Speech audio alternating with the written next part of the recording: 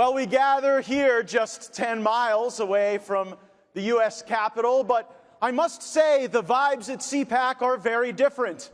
In Congress, I'm often excoriated, smeared, derided for exposing a corrupt system that has been weaponized against we the people.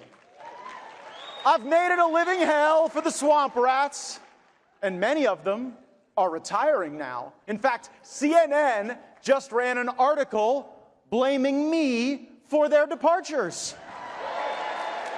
You are welcome.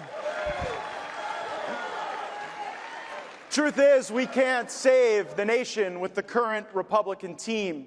We have to get tougher, smarter, and we need newer, bolder voices in the United States Congress.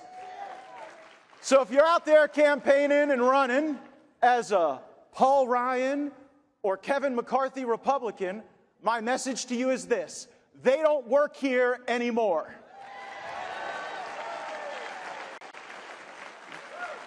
CNN is accusing me of wiping out institutional knowledge. But if you had knowledge of some of my coworkers and how they made decisions, you'd want to put them in the institution.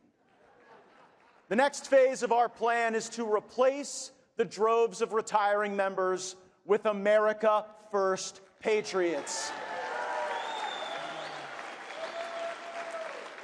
Republican primary voters must do their part, and the battle space will be full of enemies.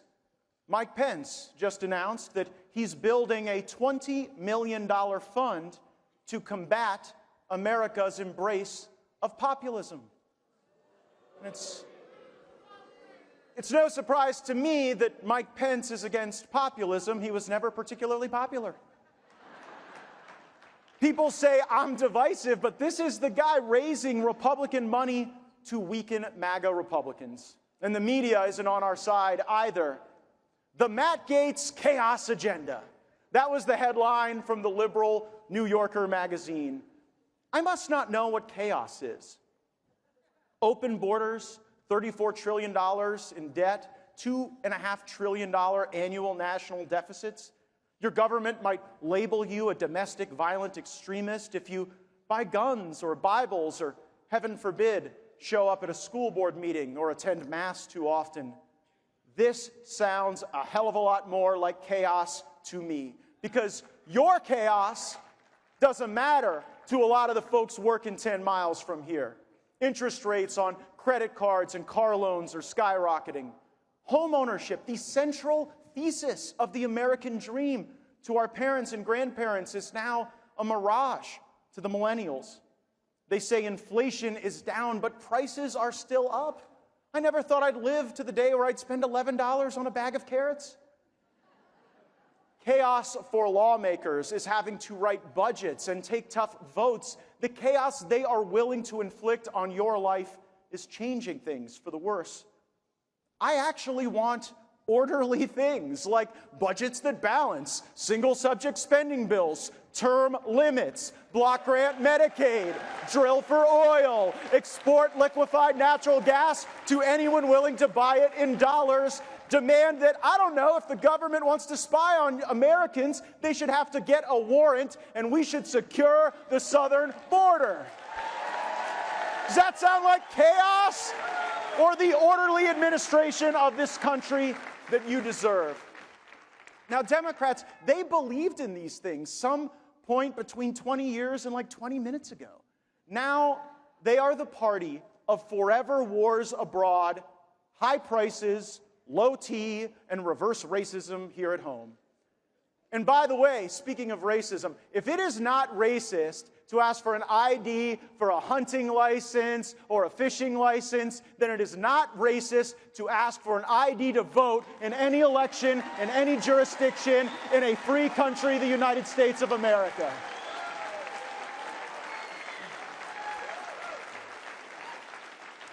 So I've noticed there are like two plays that House Republicans right now seem to be really good at running: the punt and the block. And granted, I've thrown a few Hail Marys into the playbook, but the punt and the block seem to be what they're all in on. We blocked the terrible Langford amnesty bill in the United States Senate. But we punted on needed spending cuts. We blocked Mitch McConnell's desire to deficit spend to fund the wants of nations oceans away. But we punted on chronically needed reforms to the abuse of the FISA process where Americans were being spied on. We blocked more money to Ukraine for now, and we punted Kevin McCarthy, who authorized $115 billion to Ukraine, that we now see slushing around the money laundering capitals of the world.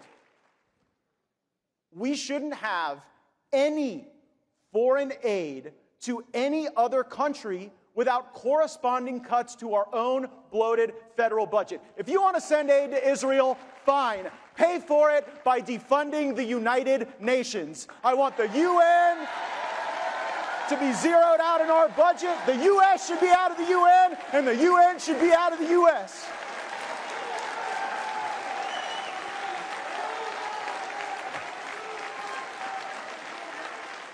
How about that? How about take the money away from the entity that had some of their own people attacking and killing Israelis? Seems like a good offset.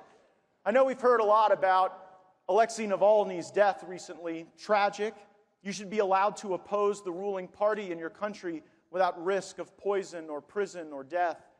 But I would remind everyone, especially the journalists in the back, that Ukraine's Zelensky imprisoned an American journalist who then died in prison, Gonzalo Lira.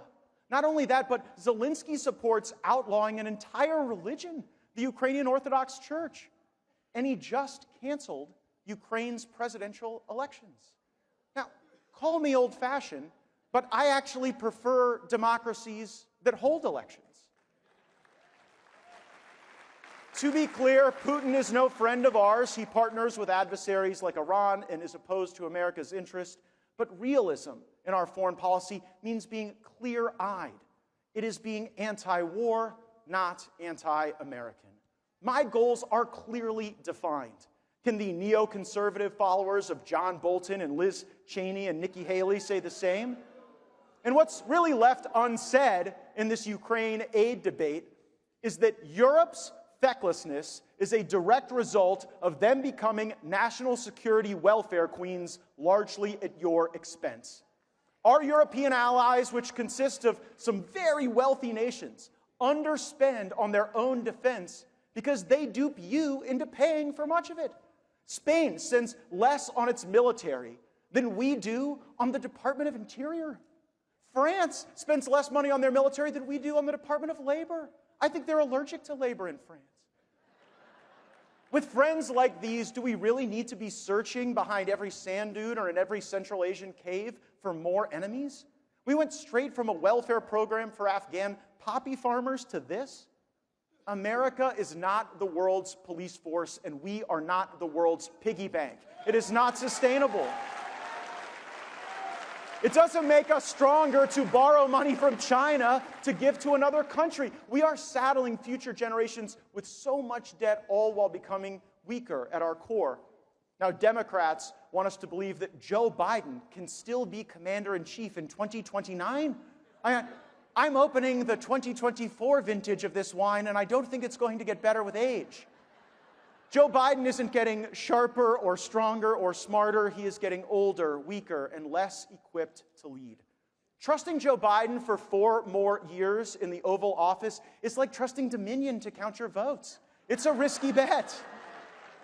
We all know it is time to take Grandpa's keys away, and he just keeps getting meaner and weirder about it. What else can explain allowing the world's prisons to be emptied and sent across our border? Biden is aiding and abetting the invasion of our nation by thugs, Islamic extremists, and Chinese spies.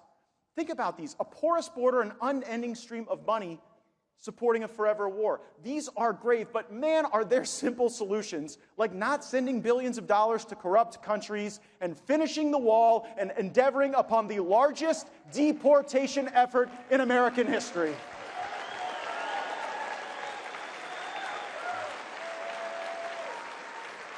Word is, I now have problems with the Ethics Committee, which seems really odd to me because I'm the one screaming loudest for actual ethics reforms. Members of Congress should have a lifetime ban on becoming lobbyists or registered foreign agents.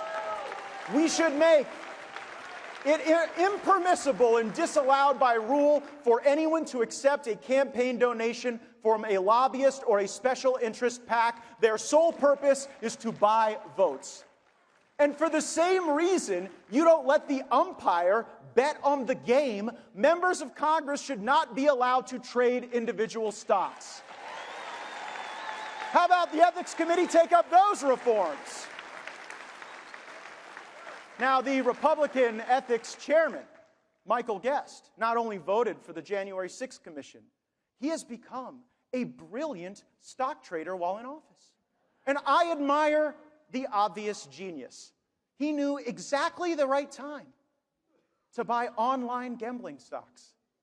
His purchase in Evolution Gaming Securities netted him a hefty 36% gain. Not too shabby. Now, I'm not saying that this is insider trading, but this monetary affair is perhaps the most suspicious I've seen since Fonnie Willis and Nathan Wade.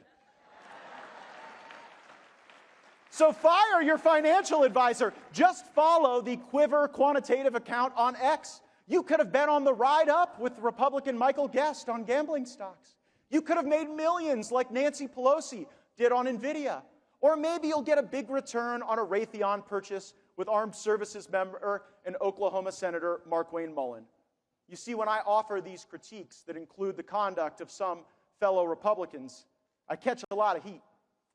Don't get me wrong, I'd prefer to just fight the Democrats. But if the Republicans are going to dress up like Democrats in drag, then I will lead the fight against them too. I'm here to fight for you. It's the people's house, after all. Last time I checked, the people hate Congress. We have a lower approval rating than the IRS.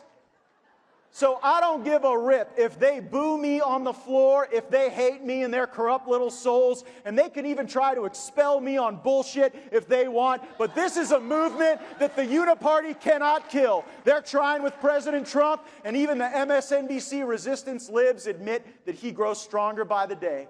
Well, you know what? In the MAGA movement, at CPAC, my friends Matt and Mercy Schlapp, all of you, we are all growing stronger. And I am the strongest fighting these battles with you in my corner. I appreciate your prayers and your hopes and your love, and I will never stop fighting for you. God bless you. God bless this great country. Let's go get them!